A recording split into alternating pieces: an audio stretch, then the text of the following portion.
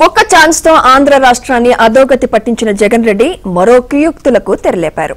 గత పాలనలో జరిగిన విధ్వంసాన్ని చక్కదిద్దుతున్న కూటమి ప్రభుత్వంపై YCP Paytm batch social media వేదికగా రెచ్చిపోతోంది. సంక్షేమం అభివృద్ధి ధ్యేయంగా అడుగులు వేస్తున్న కూటమి ప్రభుత్వాన్ని దెబ్బతీసేందుకు వైసీపీ పేటీఎం బ్యాచ్ కుట్రలు పన్నుతోంది. దీంతో ఏపీ ప్రభుత్వం ఇలాంటి వారిపై దృష్టి సారించింది.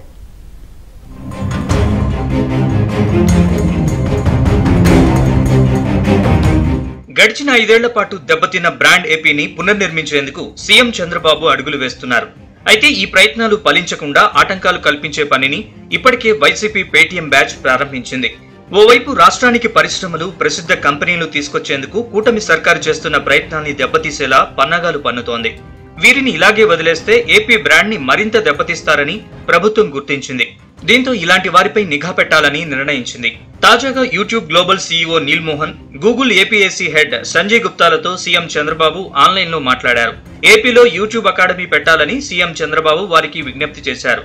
దీంతో పాటు అమరావతి మీడియా సిటీకి సాంకేతిక సహకారం అందించాలని వారిని సీఎం కోరారు. ఈ వివరాల్ని సామాజిక మాధ్యమం ఎక్స్ వేదికగా ఆయన ప్రజలతో పంచుకున్నారు.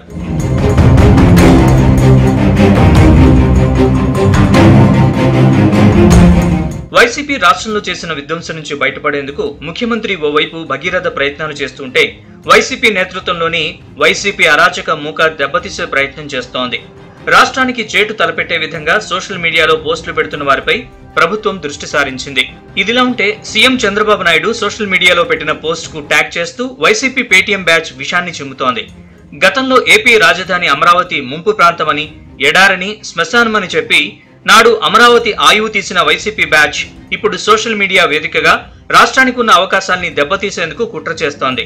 సాక్షాత్తు ముఖ్యమంత్రి పెట్టిన పోస్ట్ ను ట్యాగ్ చేస్తూ ఏపీలో శాంతి భద్రతలు లేవని, ఇక్కడ కంపెనీలు పెడితే మీ మహిళా ఉద్యోగులు భద్రంగా ఆఫీసులకు రాలేరని, ఏం జరిగినా ఇక్కడి పోలీసులు చూడడం తప్ప ఏమీ చేయలేరని పేర్కొని పోస్ట్ చేశారు. అమరావతి ముంపు ప్రాంతమైనందున మీరు హైదరాబాద్ ను ఎంపిక చేసుకోవాలని ట్యాగ్ చేయడమే కాకుండా ఈ థ్రెడ్ ని గూగుల్ కి కూడా ట్యాగ్ చేశారు.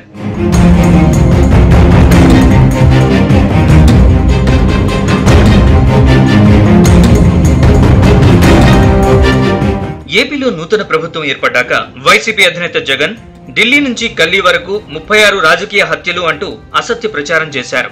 వారి వివరాలు కోరితే అక్కడి నుంచి చల్లగా జారుకుంటున్నారు పులివెందుల ఎమ్మెల్యే జగన్ రెడ్డి.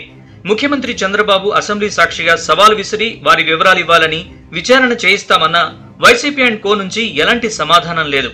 ఇలా రాష్ట్ర అవకాశాలు దెబ్బతీసే వారి పట్ల సీరియస్ గా ఉండడంతో పాటు వారిపై గట్టి నిఘా పెట్టింది కూటమి ప్రభుత్వం.